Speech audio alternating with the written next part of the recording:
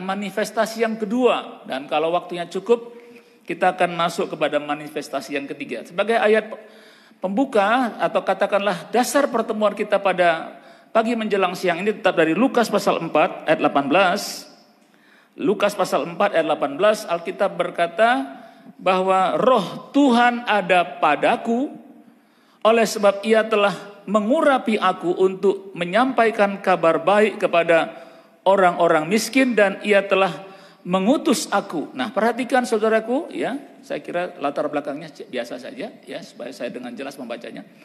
Perhatikan, roh Tuhan ada padaku oleh sebab ia telah mengurapi aku. Perhatikan kata mengurapi aku di sana untuk menyampaikan kabar baik, menyampaikan Injil. Saudaraku, dikatakanlah impartasi yang pertama kemarin minggu lalu kita belajar bagaimana impartasi Roh Kudus itu membuat seseorang rindu untuk bersaksi atau katakanlah menyampaikan Injil. Tetapi sisi lain daripada kabar baik adalah mencintai kabar baik itu, saudaraku.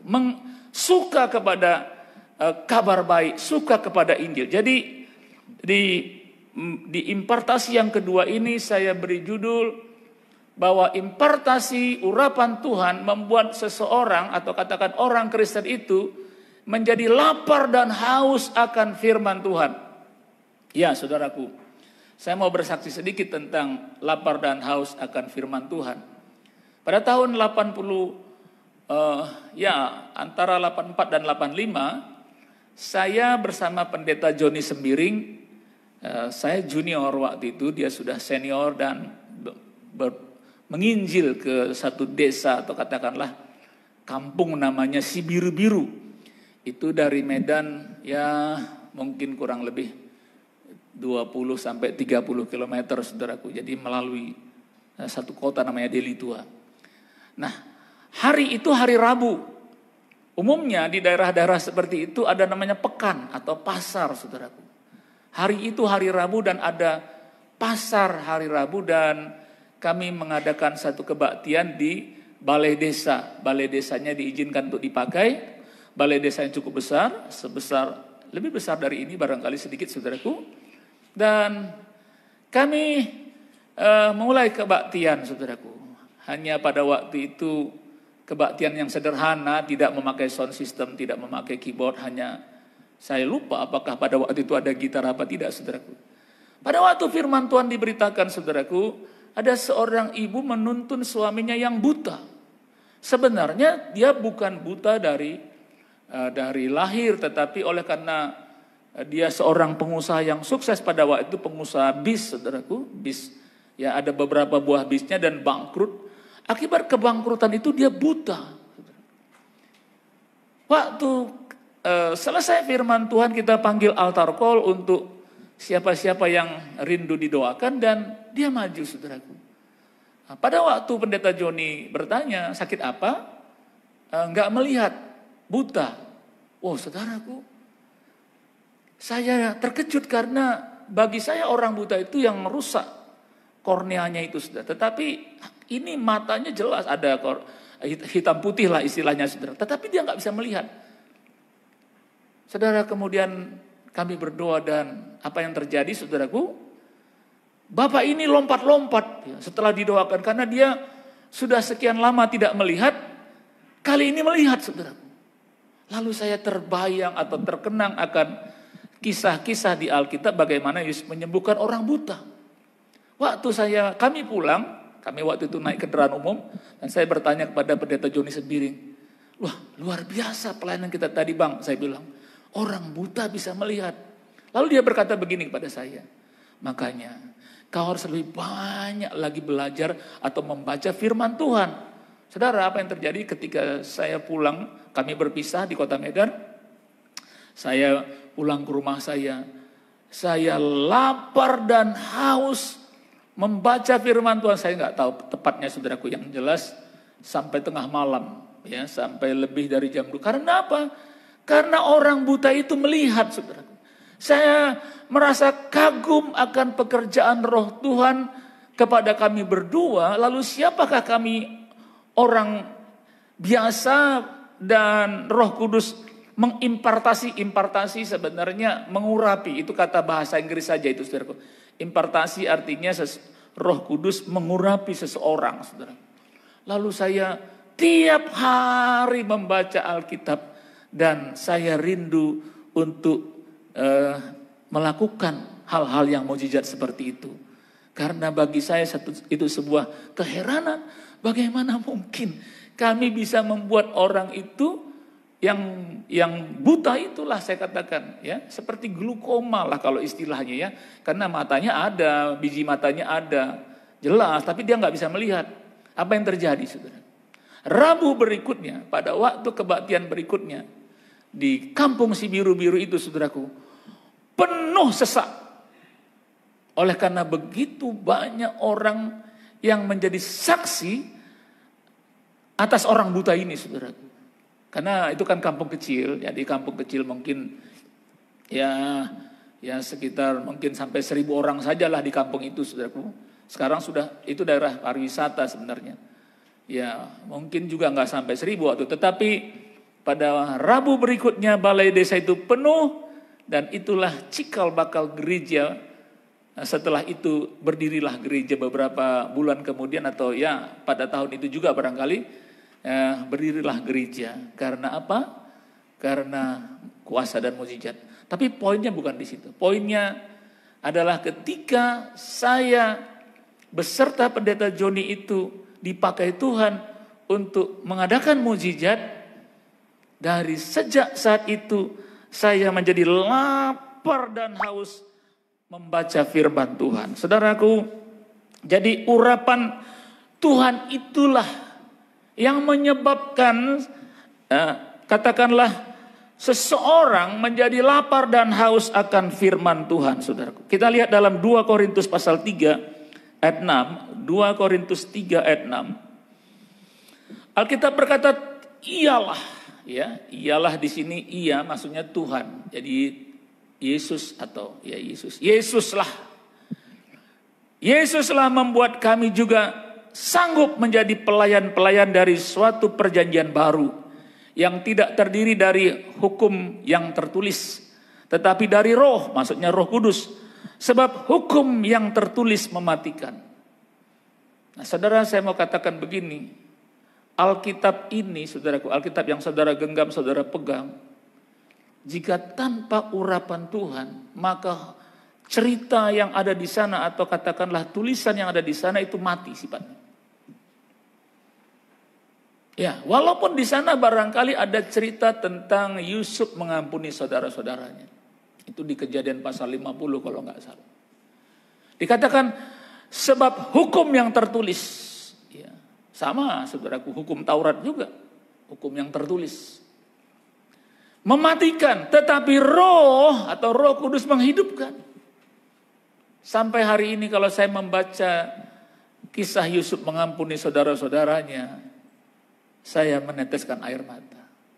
Karena bagi saya kisah Yusuf itu kisah yang pahit sebetulnya, saudara. Kisah yang buruk. Kisah yang menyakitkan. Tetapi Yusuf mampu untuk mengampuni seluruh saudara-saudaranya. Dan itu yang membuat saya bisa meneteskan air mata. Nah, itulah pekerjaan Roh Kudus. Dulu, saudaraku, kita nggak mengerti, walaupun itu kita baca, kita tidak mengerti. Di Yerusalem, saya menyampaikan firman Tuhan. Di tempat-tempat di mana Yesus pernah hadir dan menginjakkan kakinya, beberapa orang sambil menangis berkata, Pak, jadi di sini dulu Yesus itu yang Bapak khotbahkan berjalan kaki. Saya bilang iya. Dia nangis, saudara. Jadi Roh Kudus itulah yang katakanlah mengimpartasi atau mengurapi seseorang. Sehingga katakanlah kalau dia bicara hamba Tuhan, itulah yang membuat kami juga sanggup menjadi pelayan-pelayan dari satu perjanjian baru. Saudara, dikatakan di sini roh, tetapi roh menghidupkan. Betapa luar biasanya karya Roh Kudus atas hidup orang percaya sehingga orang percaya atau anak-anak Tuhan itu menjadi lapar dan haus akan firman Tuhan, saudara. Ketika saudara membuka Alkitab, ketika saudara membacanya, terjadi perbedaan sebelum dan sesudah saudara mengenal Yesus. Dulu kemungkinan besar juga kita nggak pernah mau membuka Alkitab itu, saudara. Tetapi ketika kita mengalami kelahiran baru, maka Roh Kudus membuat kita bergairah. Dulu ada komik Kopingho, saudaraku. Kalau orang sewa Kopingho itu, waduh saudaraku, berjilid-jilid. Dan membacanya bisa sampai pagi katanya. Saya juga belum pernah lihat, tapi orang yang bilang begitu. Ada spirit, ada roh iblis di buku Kopingho itu, saudaraku. Ada spirit, the bad spirit lah, roh jahat, roh yang buruk. Itulah yang membuat orang sanggup berjilid-jilid membacanya, saudara. Tidak mungkin itu Roh Kudus, saudara. Itu roh jahat, roh setan, saudara. Tetapi ketika seseorang gak suka baca Alkitab, dapat dipastikan orang itu belum mengalami impartasi Roh Kudus. Kalau dia sudah mengalami kelahiran baru, impartasi Roh Kudus, dia rindu, saudaraku, untuk membaca firman Tuhan, merenungkan firman Tuhan. Mazmur pasal 1 ayat 1 sampai 3, Alkitab berkata, saudaraku, ya, Mazmur pasal 1, berbahagialah orang yang tidak berjalan menurut nasihat orang jahat, orang fasik, yang tidak berdiri di jalan orang yang berdosa, dan yang tidak duduk dalam kumpulan penggosip atau pencemooh. Ayat berikutnya dikatakan, tetapi yang kesukaannya ialah Taurat Tuhan. Waktu itu ditulis memang belum ada perjanjian baru. Buku Mazmur hanya mencatat semua, katakanlah perjanjian lama hanya mencatat Mazmur juga, Taurat juga, dan ya nabi-nabi besar, nabi kecil, sejarah, syair, dan ini termasuk. Tapi yang kalau dalam konteks perjanjian baru bisa kita ganti dengan tetapi yang kesukaannya ialah firman Tuhan, dan yang merenungkan Taurat atau firman itu siang dan saudara dengar. Dulu waktu saya tahu ayat yang ketiga, kita baca sekarang ya, yang ketiga. Ia seperti pohon yang ditanam di tepi aliran air, yang menghasilkan buahnya pada musimnya, dan yang tidak layu daunnya, apa saja yang diperbuatnya. Jadi saudaraku, tidak ada ceritanya orang Kristen itu miskin, kekurangan, bangkrut, sampai hari tuanya tidak punya prestasi apapun dalam hidupnya, bahkan secara finansial. Karena Alkitab berkata, apa saja yang diperbuatnya berhasil. Rupanya kuncinya di ayat yang kedua. Dikatakan, ya, ayat yang kedua, tetapi yang kesukaannya. Kesukaan saya makan durian, saudara. Apalagi gratis, saudara. Kemarin adik sepupu saya bilang, waktu di warung apa dikatakan kios duriannya. Saya bilang, Betty, ini durian dari mana? Yang ini dari Nias, Bang. Ternyata saudaraku, dari Nias pun sekarang duriannya sudah sampai ke Jakarta. Enak. Lebih enak lagi karena gratis, saudaraku. Ya. Saya makan durian. Dari mulai kecil saya, dari anggaplah umur 7 tahun, di mana saya mulai mengenal durian, sampai umur 60 tahun. Saya tidak pernah berkurang selera saya makan durian, saudara. Kesukaan saya. Itu bagus, saudara. Kalau saudara sudah tidak bisa cium lagi bau durian itu, saya kira saudara harus swab test, saudaraku. Karena sudah kehilangan penciuman, saudaraku. Ya. Jadi kalau saudara ragu-ragu apakah saudara ini masih COVID apa enggak, pergilah ke tempat orang berjual durian. Kalau masih terasa wangi duriannya, berarti sehat, saudaraku. Ketika kita makan durian terasa manis, berarti sehat, saudaraku. Kalau tidak, ke rumah sakit, saudara. Tetapi yang kesukaannya, ialah firman Tuhan atau Taurat Tuhan, dan yang merenungkan Taurat itu atau firman itu siang dan malam. Oh saudaraku, sejak kami berhasil berdoa untuk orang buta itu, saya suka membaca Alkitab, khususnya saudaraku Perjanjian Baru. Segera tamat saya baca, saudaraku. Segera tamat. Karena begitu menarik hati saya, khususnya Injil-Injil itu, saudaraku. Injil sinopsis, Matius, Markus, Lukas, plus Injil Yohanes. Saya baca berulang-ulang, dan itu menginspirasi saya untuk selalu mengadakan kesembuhan-kesembuhan ilahi, saudara. Mari kita melihat satu ayat lagi, saudaraku. Dikatakan dalam buku Yehezkiel, kita kembali ke firman Tuhan Perjanjian Lama, Yehezkiel 39 ayat 29. Yehezkiel 39 ayat yang ke-29, Alkitab berkata, aku tidak lagi menyembunyikan wajahku terhadap mereka. Kalau aku mencurahkan rohku ke atas kaum Israel, demikianlah firman Tuhan Allah. Sebelum kita lahir baru, sebelum kita jadi anak Tuhan, Tuhan itu seperti ini. Dia menyembunyikan diri kepada kita. Saya mau bersaksi kepada saudara bagaimana dulu orang tua kami, orang tua saya terlibat hutang karena rentenir, saudaraku. Kemudian itu kalau sekarang itu uangnya miliar, saudaraku. Karena dulu pun sudah ratusan juta. Itu tahun-tahun 73 sampai 75 itu tahun-tahun di mana kami mulai menjual harta, saudaraku. Saking putus asanya berdoa, dan karena tidak dijawab Tuhan. Bagaimana Tuhan mau menjawab? Kami tidak lahir baru. Kami orang Kristen duniawi. Lalu mulai memanggil dukun, saudara. Karena sudah putus asa, saudara. Benar-benar pada waktu itu Tuhan menyembunyikan wajahnya kepada kami. Benar-benar seperti gelap, saudara. Karena itu bukan uang kami saja yang dilarikan orang itu. Karena itu di sana ada uang orang yang dititipkan kepada kami. Dan orang itu tidak mau tahu. Dia hanya tahu uang itu kami yang memakai, saudara. Gelap sekali. Karena kami berdoa dan doanya nggak dijawab Tuhan. Bagaimana mungkin dijawab Tuhan? Karena Tuhan menyembunyikan wajahnya terhadap kami. Tetapi ketika seseorang lahir baru, bertobat, menerima Yesus dalam hidupnya, dia mengalami impartasi yang kedua, yang namanya orang menjadi lapar dan haus. Kenapa? Karena Tuhan, aku tidak lagi menyembunyikan wajahku terhadap mereka. Kalau aku mencurahkan rohku, kalau aku membuat seseorang bertobat lahir baru ke atas kaum Israel, demikianlah firman Tuhan, saudara.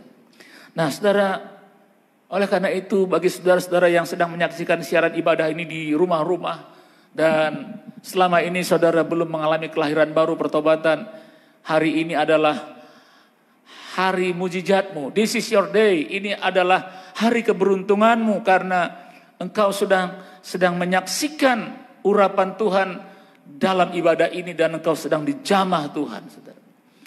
Kita mau melihat sebentar tentang seorang bernama Saulus sebelum dia berganti nama menjadi Paulus. Kita lihat dalam Kisah Rasul 22, siapa dia? Ayat 3 dan 4. Siapakah Saulus ini, saudara? Dikatakan, ini kesaksian sesudah namanya menjadi Paulus. Aku adalah orang Yahudi, lahir di Tarsus, di tanah Kilikia, tetapi dibesarkan di kota ini, di Yerusalem maksudnya.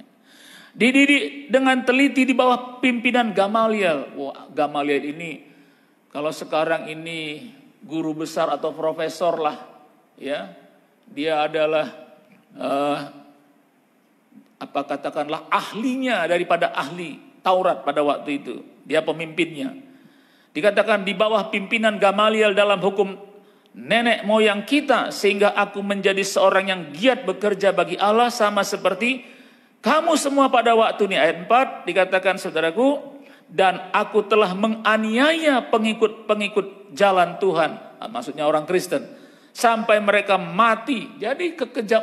Jadi kalaulah ada ormas radikal misalnya ya, kan levelnya baru merusak, saudara, baru menghancurkan, baru menutup rumah ibadah, belum sampai melakukan hal-hal yang ini, saudaraku. Walaupun itu pidana juga, mereka itu kan melakukan merusakan, menutup, itu kan memang pidana. Tapi kalau sampai membuat mati belum ada ormas-ormas itu. Jadi Saulus sebelum namanya Paulus dikatakan dia membunuh orang Kristen.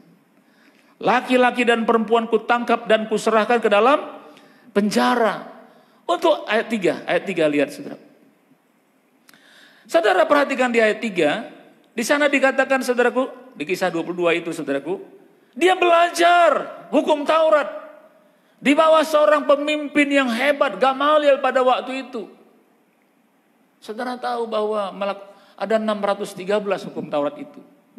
10 yang utamanya, tetapi ada uraian-uraian ke bawah, ya namanya mitzvot. Totalnya itu 613.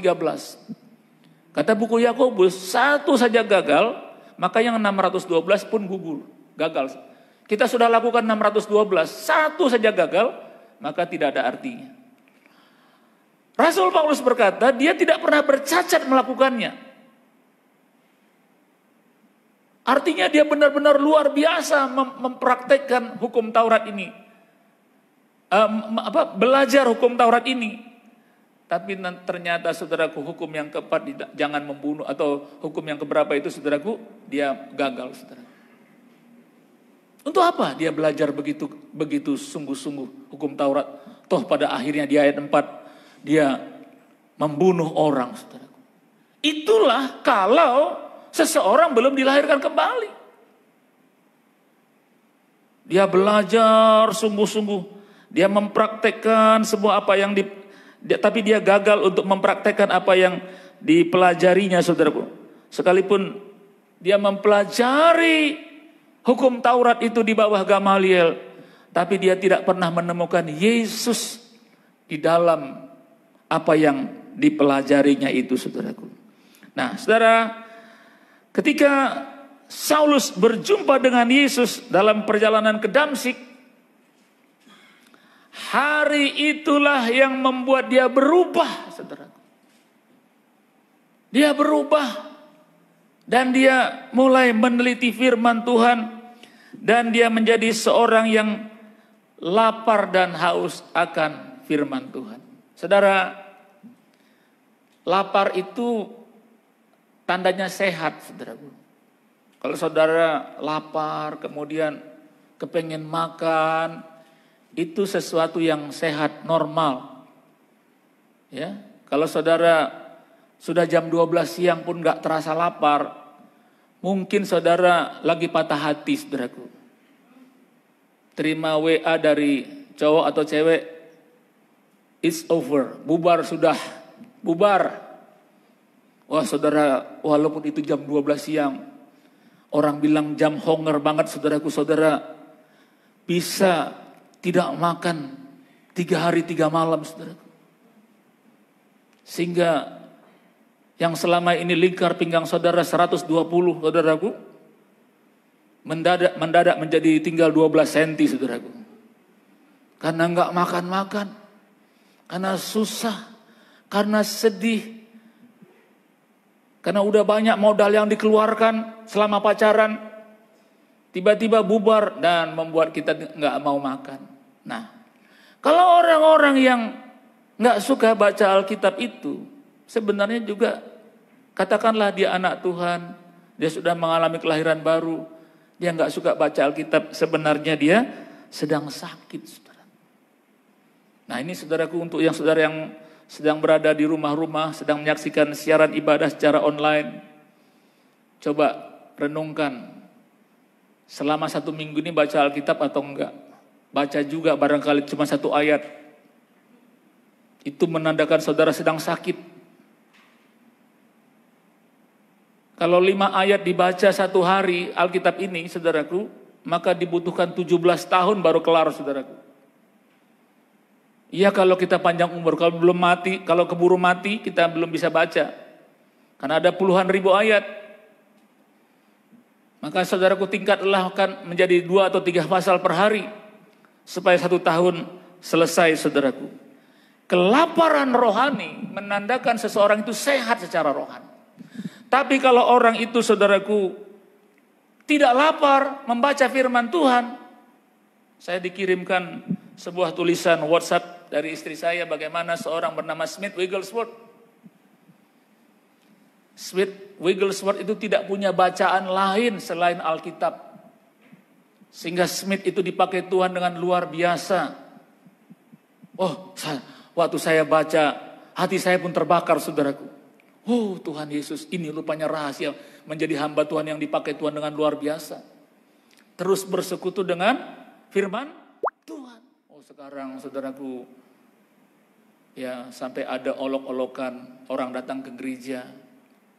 Ya, bukannya dia sedang mendengarkan khotbah, tapi dia sedang buat status di Facebooknya dan lain-lain saudaraku. Hati-hati saudaraku. Jangan sampai kita masuk neraka gara-gara itu saudaraku. Karena kita sudah tidak lapar dan haus lagi akan firman Tuhan. Beberapa ayat mengakhiri ibadah kita pada hari ini. Kita bisa melihat dalam Mazmur 119 ayat 10. Mazmur 119 ayat 10 dikatakan, dengan segenap hatiku aku mencari Engkau. Janganlah biarkan aku menyimpang dari perintah-perintah. Saudara, kalau saudara tidak mau berdosa dalam hidup ini, tidak mau jatuh dalam dosa, segenap hatilah mencari Tuhan lewat firman-Nya. Ayat yang ke-11 dikatakan saudaraku, dalam hatiku aku menyimpan janjimu, supaya aku jangan berdosa terhadap Engkau. Simpan dalam hati firman Tuhan. Misalnya mengampuni. Ketika datang hal-hal yang tidak enak, merugikan kita, rasanya kita ingin marah, ingin meledak karena hal tersebut. Tapi dengar saudara, kalau orang itu menyimpan firman Tuhan di dalam hatinya, dia segera mengampuni. Ada orang udah berapa tahun nggak omongan, ya katanya dia pendeta, tapi dia punya kebencian kepada orang yang pernah menyakitkan hatinya. Oh, percuma dia pendeta, saudara. Percuma. Kan dia baca Alkitab. Iya Pak, dia kan baca Alkitab. Berarti dia nggak baca Alkitab. Kalaupun dia baca Alkitab, lewat saja itu dari pikirannya, saudaraku. Kemudian ayat berikutnya, saudaraku. Ayat yang ke-15, Alkitab berkata, dengan apakah seorang muda, ya. Mazmur 119 ayat 15. Ya. Baik. Dikatakan, aku hendak merenungkan titah-titahmu dan mengamat-amati jalannya. Saudaraku, bukan hanya dibaca firman Tuhan itu, direnungkan. Direnungkan firman Tuhan itu. Kemudian ayat berikutnya, saudaraku, ayat yang ke-20. Dari Mazmur 119, hancur jiwaku karena rindu kepada hukum-hukummu setiap waktu. Pernahkah saudaraku mengalami kehancuran hati, ingin bertemu dengan seseorang, tapi karena COVID ini membuat kita tidak bisa bertemu? Misalnya saya sudah ditunggu-tunggu katanya tadi kemarin itu di Facebook, atau katakanlah pendeta dari Malaysia, Kinabalu, katanya jemaat atau di Batam lah itu dia. Mudah-mudahan orang yang di Batam dengar ini, saudaraku, yang nulis itu, saudara. Katanya, Kak, saya sudah ditunggu-tunggu katanya, saudaraku. Ya seperti itu, saudara. Atau misalnya kita mau pulang ke Medan tetapi nggak boleh begitu oleh pemerintah. Hancur jiwaku karena rindu kepada orang tua. Pernahkah kita begitu merindukan firman Tuhan? Pengen cepat pulang ke rumah untuk berdoa dan membaca firman Tuhan. Ayat berikutnya, saudara. Ayat yang ke-28. Jiwaku menangis karena duka hati. Teguhkanlah aku sesuai dengan firman. Waktu ibu saya meninggal, Jujur aja, jiwa saya menangis, saudara. Karena duka hati. Pelan-pelan firman Tuhan yang sudah saya depositokan di pikiran saya, di hati saya, mulai keluar, saudaraku, dari perbendaharaannya. Satu persatu firman Tuhan itu, saudaraku. Waktu saya dioperasi di rumah sakit, saudaraku. Ya, waktu saya didorong masuk ke ruang operasi itu, saudaraku. Hati saya ciut, saudara. Hati saya takut, saudara. Pada waktu masuk ruang operasi itu saya lihat pisau-pisau operasi itu. Aduh Tuhan, pikir saya, saudara. Begini rupanya suasananya. Kemudian saya tutup mata saja. Kemudian keluar firman Tuhan itu, saudaraku. Kata Alkitab, teguhkanlah aku sesuai dengan firman. Ayat 50.